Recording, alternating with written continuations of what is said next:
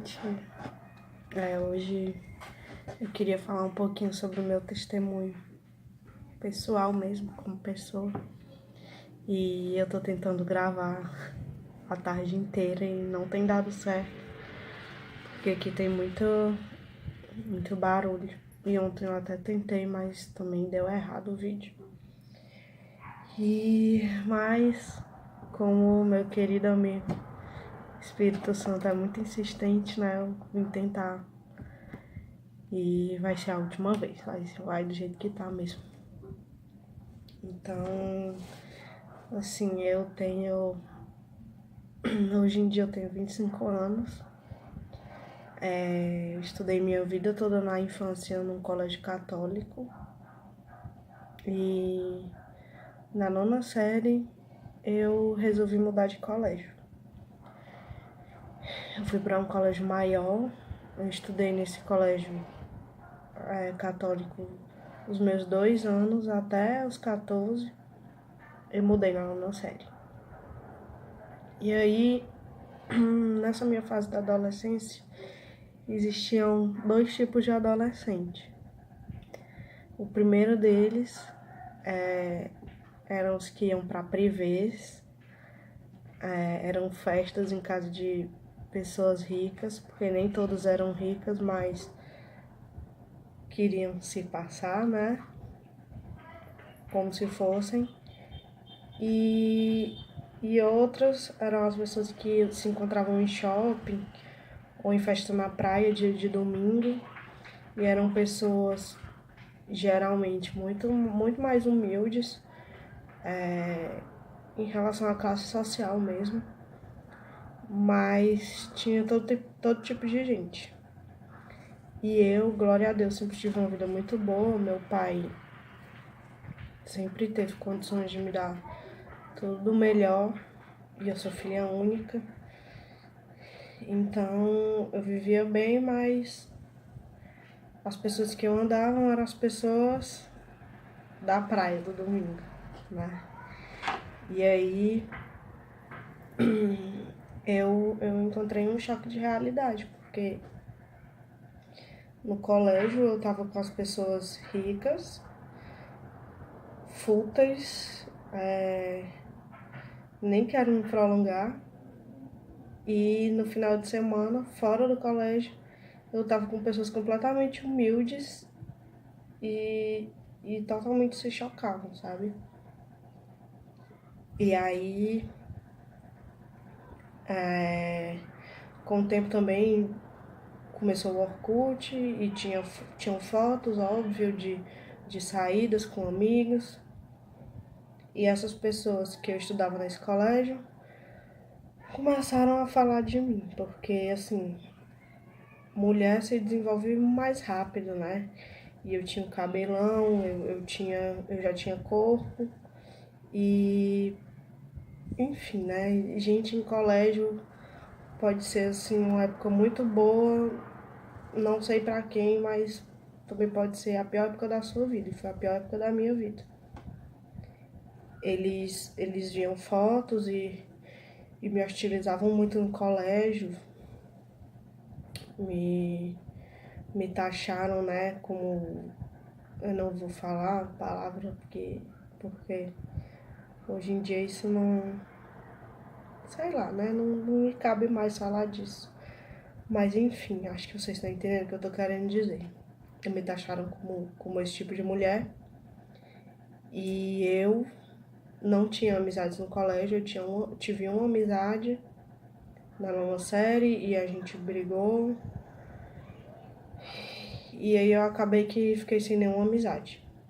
Então, assim, você imagina você chegar num lugar, sendo adolescente, sua personalidade se formando, e chegar num lugar onde tem uma roda de pessoas que estão rindo, estão falando sobre você, estão te olhando torto.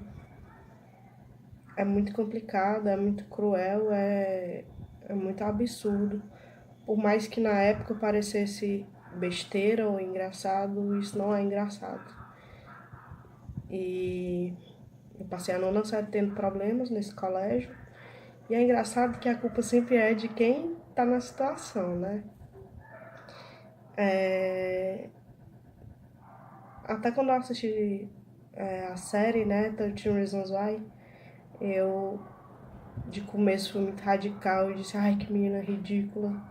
Mas depois que eu comecei a pensar e a ver com outros olhos, eu entendi um pouco, né, o que ela sentia. Mas enfim, isso é para depois. E aí, tive problemas nesse colégio, a psicóloga tentou me orientar e disse que se eu não parasse de causar problemas, que eu não sei quais eram os problemas, eu seria convidada a me retirar do colégio. E é óbvio que tudo isso foi refletindo nas minhas notas. E no primeiro ano nesse colégio, quando chegou no primeiro ano, na metade eu tive que mudar de colégio, senão eu ia repetir. E assim, meus pais não sabiam o que eu estava vivendo lá dentro porque eu não contava, né? Eu não contava, não queria preocupar eles. E até porque meu pai é muito esquentado, super protetor. E aí eu decidi mudar de colégio. Eu mudei de colégio e fui para o colégio completamente oposto. Era um colégio bem mais humilde e as pessoas eram muito mais receptivas. E foi melhor, assim, mais ou menos, né? Porque, enfim, alguns problemas ainda ocorrem. E depois, no terceiro ano, eu voltei para a mesma rede de colégio que eu tive os problemas. E tive problemas novamente. Mas essa vez eu admito que, por eu já estar com uma personalidade muito intolerante, eu já chutava o pau da barraca. Então, assim, se alguém me olhava feio, eu olhava muito pior. Se alguém me tratava mal, eu tratava muito pior. Eu construí uma armadura para ninguém chegar até mim e não me atingir mais com as coisas que faziam. Então, assim, eu não tinha amizades, eu me fechei com duas amigas que eu tinha desde a infância, do meu primeiro colégio. Me fechei com elas e não queria ninguém perto de mim. Consequentemente, eu afastava as pessoas delas também, né? E tive problemas com outra pessoa nesse colégio. Porque um belo dia eu abusei da cara dela e não queria mais contato com ela e isso começou a acarretar outros problemas no dia a dia, né? E aí, novamente, me chamaram na coordenação e disseram que queriam me transferir de sala. E eu disse que não aceitaria, porque eu não tinha feito nada e eu não ia sair. De problemas. Enfim, acabou a época do colégio, eu entrei na faculdade, fiz psicologia e foi lá que eu comecei a perceber que eu tinha alguns problemas. Devido ao colégio, eu me tornei uma pessoa completamente ansiosa, estressada, intolerante, grossa, antipática. Eu me fechei no meu mundo para que ninguém pudesse entrar e assim eu não podia me magoar. Eu preferia magoar as pessoas do que ser magoada, né? Eu muitas vezes fui injusta. Então eu me fechei, eu comecei a taxar as pessoas, eu comecei a julgar as pessoas. E como eu fazia psicologia, eu tinha que apresentar muito seminário. E eu vi que isso era um problema, mas não é uma ansiedade normal. É uma ansiedade que te trava, é uma ansiedade que te causa medo, que te faz chorar, que te faz sofrer, que te faz perder o sono. Então eu vi que estava ficando muito sério. E assim, além disso, de não apresentar seminário, eu não atendi o telefone. Até hoje eu tô, em nome de Jesus, ele já tá quebrando isso, mas não atendi o telefone. Pedi comida por telefone, eu não pedia. Coisas muito bestas. Entrar em loja sozinha, porque eu tinha receio de ver uma vendedora e começar a falar comigo e eu não queria ter contato com ninguém. Isso é muito estressante na vida de quem é ansioso. Então, uma coisa que aconteceu comigo na minha adolescência, que era para ser completamente inútil e que aparentemente não traz problemas, me trouxe muitos problemas na vida adulta, porque eu tranquei minha faculdade. é muito complicado você chegar pro seu pai, pra sua mãe, e dizer que você sofre de ansiedade, porque parece besteira. Eles vão dizer que já passaram por isso e que tá tudo bem e que vai dar certo. Mas a minha ansiedade era de um tamanho que eu queria marcar um horário com psicólogo e não conseguia tratamento porque eu não conseguia ligar para a psicóloga e marcar. Então, assim, foi uma coisa muito séria. E isso me trouxe muitos problemas, não só no meu relacionamento com as pessoas, porque eu não queria me aproximar de ninguém, não queria que ninguém se aproximasse de mim, não deixava ninguém me conhecer. Tudo que eu senti sempre ficou muito guardado. Mas enfim, foi passando o tempo, eu saía muito, eu bebia, eu me divertia, eu conhecia pessoas, mas as pessoas para mim, algumas até foram descartáveis, né? Eu não via muito valor nas pessoas, eu não me aprofundava muito com as amizades, eu não me abria, eu não abraçava, eu nunca gostei muito de ninguém me abraçar, de ninguém me beijar, essas coisas, eu nunca gostei disso. E afastava quem eu pudesse afastar, eu tava afastando. E a parte da personalidade foi essa. Em relação à religião, meus pais são católicos e minha mãe é espírita. Mas eu boto entre aspas porque ela não frequenta mais, mas ela já frequentou. Minha avó é médium, então eu cresci vendo espíritos, e eu digo vendo entre aspas porque eu não sei se vocês conhecem o espiritismo, mas eles recebem espíritos. Então, assim, minha avó recebia espírito. E eu via aquilo e eu dizia para minha mãe, mãe, como isso pode vir de Deus se tu foi agraciada com o poder de saber as coisas sobre o futuro e outras pessoas não têm esse mesmo dom. E aí ela não me explicava, ela só dizia coisas, enfim, e eu sempre muito cabeça dura, eu queria explicação para tudo e não tinha uma explicação para mim, então eu fiquei pé atrás. E pra missa eu nunca fui. Eu ia, mas eu passava mal, chorava muito, não gostava de estar ali, infelizmente, né? Não me encontrei. E aí eu fiquei um tempo sem nada, né? Tipo, minha religião é Jesus. As pessoas adoram dizer isso. Eu não tenho religião. Minha religião é o amor a Deus. E vai vivendo a vida, né? E eu fui vivendo minha vida durante muitos anos, até acontecer o que aconteceu com o Miguel. Quando o Miguel faleceu, o mundo caiu. Porque antes dele falecer, o que me foi ensinado, vá para a missa, cumpra a sua parte, que aí ele não vai morrer não. E era isso que eu fazia, né? Eu ia para a missa todos os dias. Teve uma comunidade católica que eu ia, que tinha aconselhamento, e eu fui no aconselhamento, que foi que o homem me disse: não deixe pastores entrarem no quarto de UTI do seu filho, porque eles vão levar demônios com eles. Por que ele me disse isso? Na minha infância eu tinha vizinhas e minhas vizinhas, glória a Deus pela vida delas, às vezes eu ia dormir na casa delas e a mãe delas orava com elas e eu tava lá e eu orava com elas, a gente ajoelhava, a gente orava. Às vezes eu ia para a igreja delas, gostava muito de ir para lá. E quando o Miguel estava internado, padre nenhum queria visitar ele e eu ficava, meu Deus, mas eu só queria alguém para ver a situação do meu filho, sei lá, né? E foram dois pastores da igreja delas, foram visitar o Miguel, oraram pelo Miguel, foi maravilhoso. E eu contei isso nas comunidades católicas que eu fui e me disseram isso, que eu não deixasse eles entrar.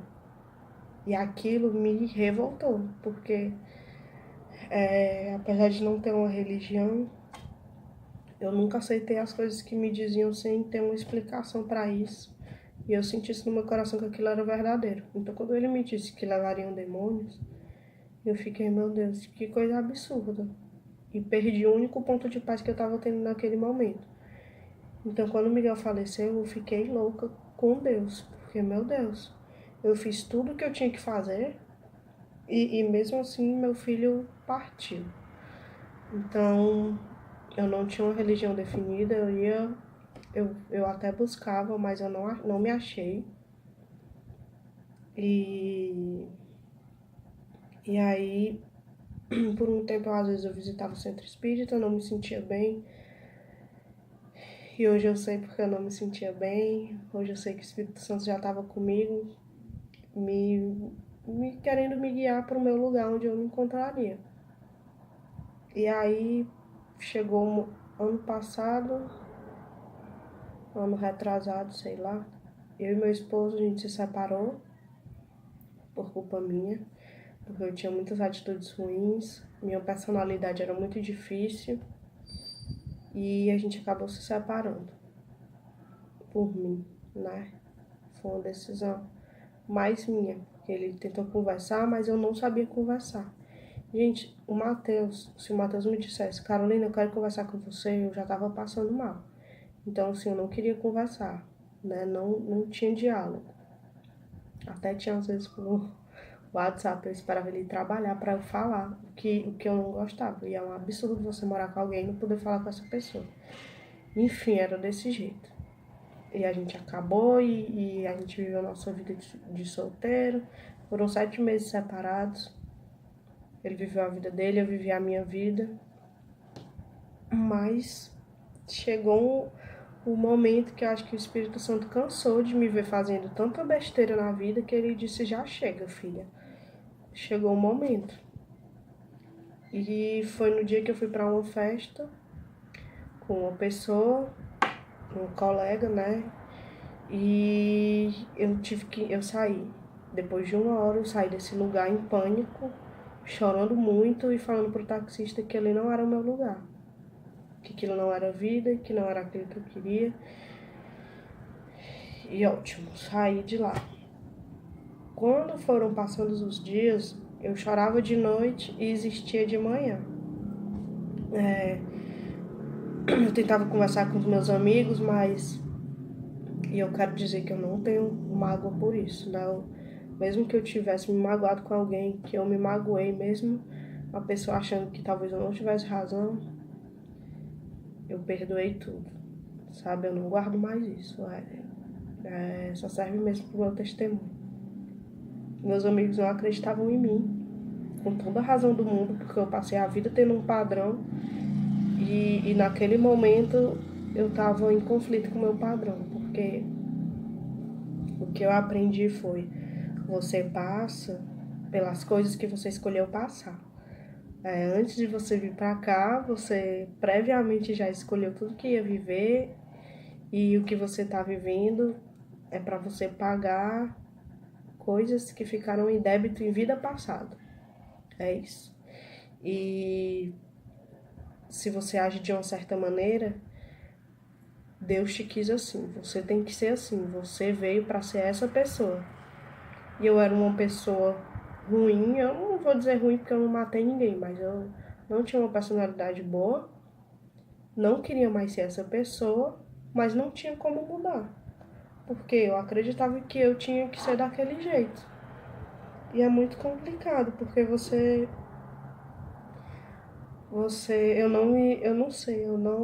eu tinha uma crise de identidade talvez, que eu por dentro, o Espírito Santo me dizia que eu não era aquela pessoa, mas eu acreditava que eu tinha que ser aquela pessoa.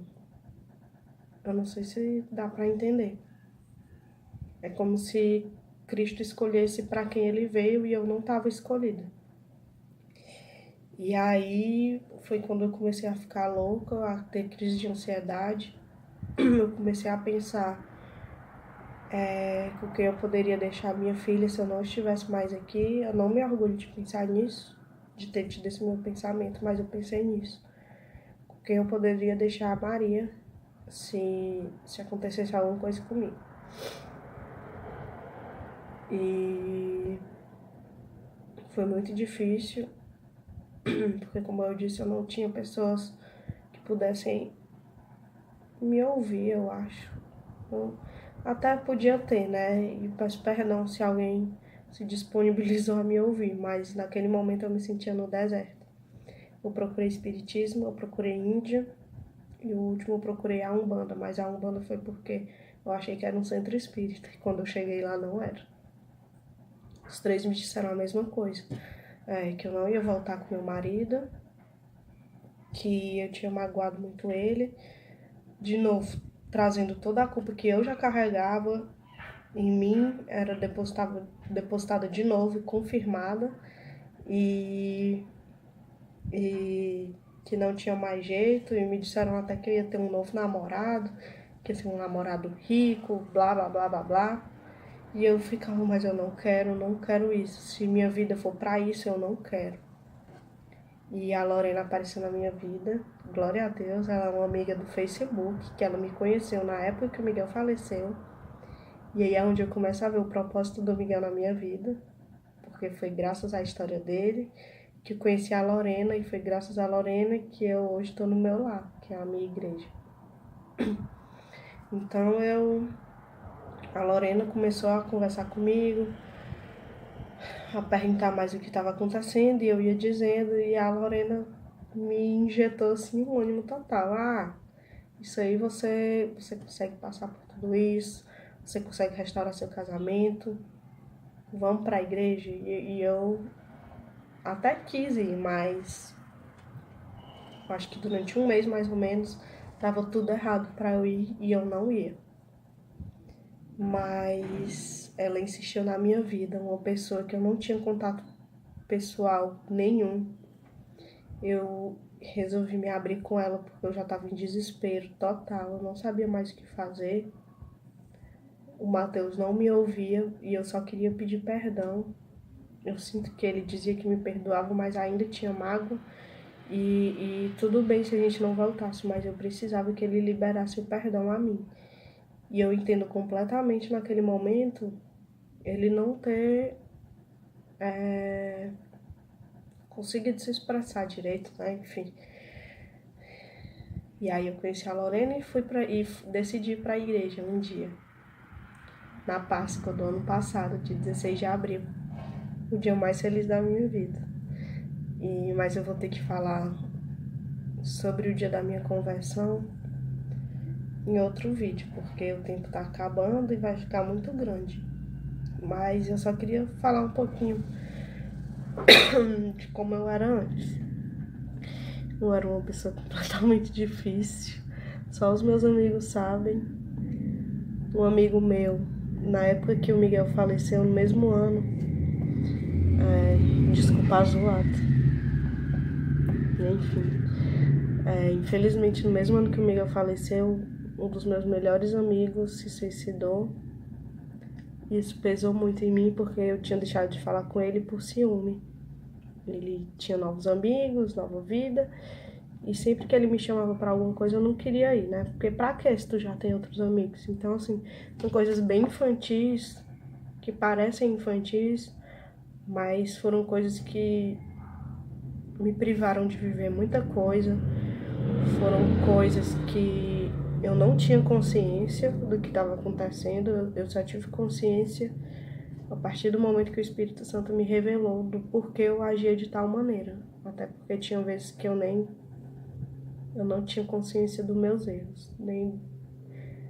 É muito estranho você falar que você erra e você não tem consciência, mas eu sei que tem muitas coisas que você faz e talvez você não saiba por que tá fazendo. Mas o Espírito Santo revela tudo. E aí eu falo depois um pouquinho sobre como foi a minha conversão, meu primeiro dia na igreja, como tem sido essa minha caminhada. E enfim, é engraçado que no Espiritismo eles sabem muito sobre o teu presente. E eu consegui ver que o inimigo realmente sabe tudo sobre a tua vida hoje. Mas sobre o teu futuro, ele erra tudo. Ele erra tudo, ele não tem nenhum poder sobre isso. A única garantia que eu tinha era que eu não ia voltar com meu marido, que eu teria outra pessoa e blá blá blá. E aconteceu completamente o contrário quando eu entreguei minha vida a Jesus. Eu me casei, eu tô com a minha família, nós dois estamos construindo a nossa vida na fé. Eu sei que ainda tem que fazer muitos ajustes, porque cada um tem sua etapa, mas, enfim, Deus me deu tudo que eu achei que eu nunca mais teria nessa vida. Então, em outro vídeo eu conto um pouquinho sobre como foi a minha conversão. E eu só queria falar sobre como eu era, né? Eu era totalmente o improvável de Deus. Quem me vê hoje nem acredita que eu sou crente, porque eu era daquelas de ter preconceito com crente, né? É tudo doido, é tudo ignorante, né? Mas quebrei a cara muito linda, glória a Deus. E eu tenho experimentado do amor mais puro, mais vivo, mais presente a cada dia que passa. E eu sei que a gente só precisa fazer uma escolha para mudar completamente de vida, de atitude e voltar a ser o que ele sempre quis que a gente fosse. E é isso. Depois eu falo um pouquinho sobre a minha conversão. Obrigada.